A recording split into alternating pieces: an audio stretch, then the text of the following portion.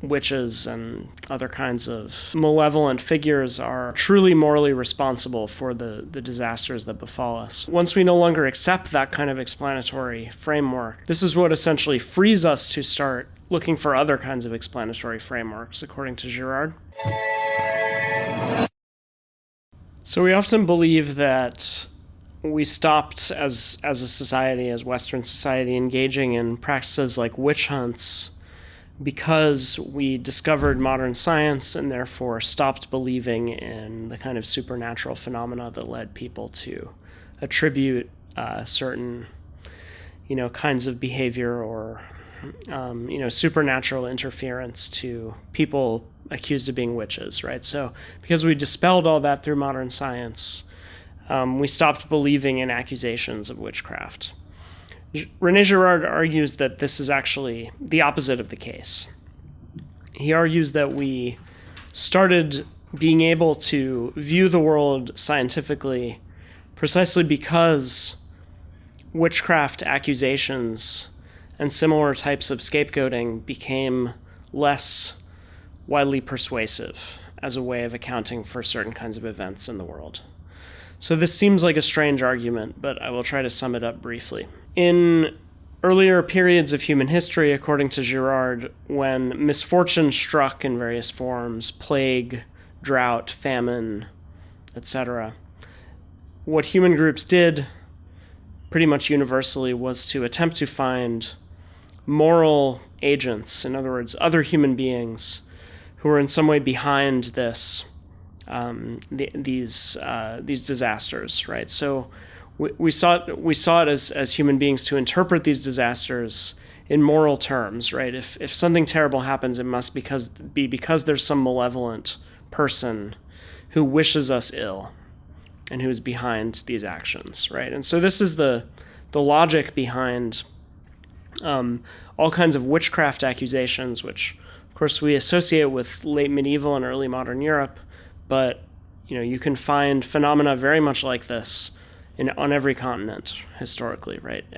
Pretty much every culture has had some version of this phenomenon where certain people will be blamed for being agents of misfortune and will be killed or expelled from the community in order to bring about some kind of resolution of the crisis. So for Girard, what Christianity does is short-circuit this process by centering its worldview on an innocent victim who was scapegoated and blamed in this way, right? And who was in fact, essentially offered up as a kind of sacrifice. There's this language in the Gospels from one of the high priests that, it is better that one man should die than that the whole nation should perish. And so this is the logic of sacrifice, right? In order to rescue us from this generalized crisis, we identify scapegoats, offer them up, and bring about some kind of temporary resolution. Christianity instead proclaims the innocence of the scapegoat, of Christ as a scapegoat, and this innocence simply means that he's no longer and cannot be perceived as the source and moral agent behind the crises afflicting his community. And so this means that gradually, as this lesson sort of penetrates human consciousness, not only in the West but beyond, the efficacy of this mechanism, which depends on us actually believing that witches and other kinds of malevolent figures are truly morally responsible for the disasters that befall us. Once we no longer accept that kind of explanatory framework, this is what essentially frees us to start looking for other kinds of explanatory frameworks, according to Girard. And this is why, instead of when a plague arrives in a society, identifying individuals or small groups who can be scapegoated for the plague, what ideally we do is attempt to identify the physical causes of the plague and attempt to bring about a cure not through scapegoating of individuals, but through medical treatment. So obviously, things are more complicated because this tendency to scapegoat continually reemerges in moments of crisis.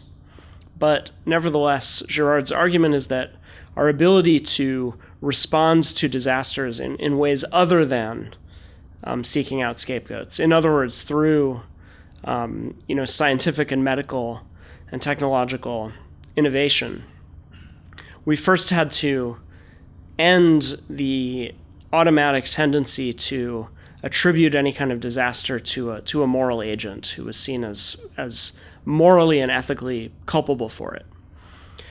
And so this is why for Girard it is the dispelling of belief in witchcraft that makes possible the rise of modern science and not the other way around.